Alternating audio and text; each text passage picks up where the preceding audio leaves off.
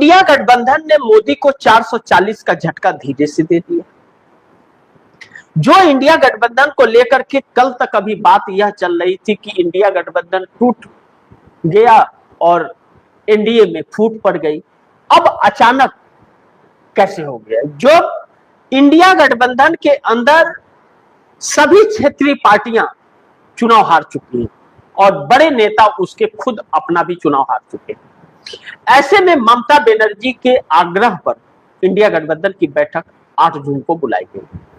अब ममता बनर्जी दिल्ली पहुंच चुकी हैं, लेकिन ममता बनर्जी एक अग्नि परीक्षा के दौर से गुजर रही है। उनकी पार्टी में टूट फूट हो चली है और एक बहुत बड़े षड्यंत्र और साजिश के तहत उनकी पार्टी को तोड़ा जा रहा है। हर कोई जानता है कि कौन तोड़ रहा है, भाजपा तोड़ रही है और किसकी हिम्मत है। लेकिन क्या भाजपा तोड़ करके अपनी सरकार बचा लेगी या फिर ममता बनर्जी को पूरी तरह से खत्म करके बंगाल का जग जीत लेगी? यह तो जनता फैसला करेगी।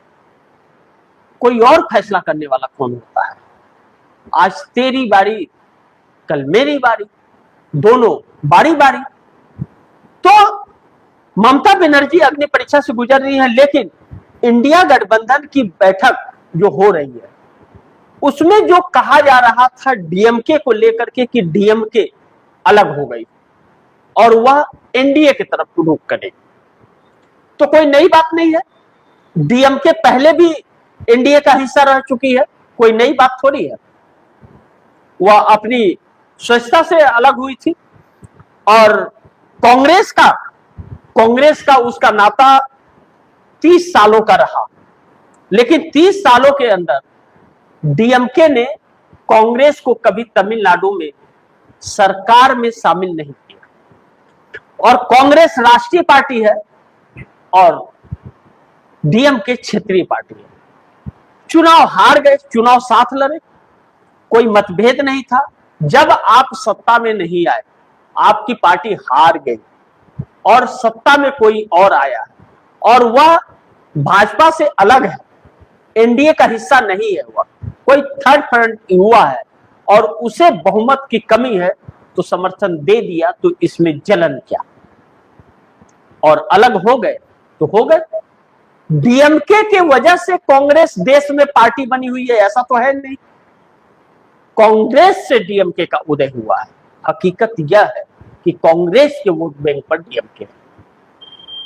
अब ऐसे में कांग्रेस से अपना नाता तोड़ लिया, लेकिन इंडिया गठबंधन से नाता नहीं तोड़ा है। डीएमके की तरफ से यह कहा गया कि हम इंडिया के ही हिस्सा है।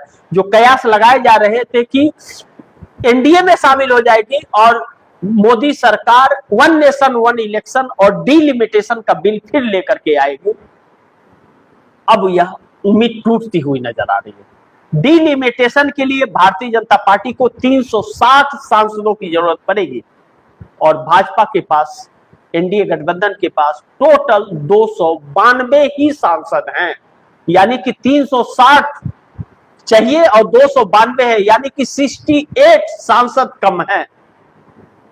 आधा विपक्ष उसके साथ होना पड़ेगा, सिर्फ डीएमके आने से काम नहीं चलेगा। ऐसे में भारतीय जनता पार्टी का सपना टूटता हुआ फिर एक बार नजर आ रहा है। अब जयराम रमेश ने यह कहा कि 25 पार्टियां शामिल होने जा रही हैं बैठक में। बैठक में क्या होगा यह सब कुछ पता चल जाएगा। कल जब बैठक शुरू होगी और प्रेस कॉन्फ्रेंस होगा तो पता चल जाएगा कि आखिर इंडिया गठबंधन एक हो गया है या इंडिया गठबंधन टूट गया। लेकिन 25 पार्टियां उसमें मिलने जा रही है, यह सुन करके भारतीय जनता पार्टी को 440 का झटका लगा है। भाजपा सोच रही थी कि बैठक ही नहीं होगा। इंडिया गठबंधन की बैठक को देखते हुए नरेंद्र मोदी ने 10 जून को एनडीए की बैठक बुलाई है और सभी लोगों को, और इस बैठक में नीतीश कुमार नहीं जाएंगे, इस तरह की चर्चा चल पड़ी है।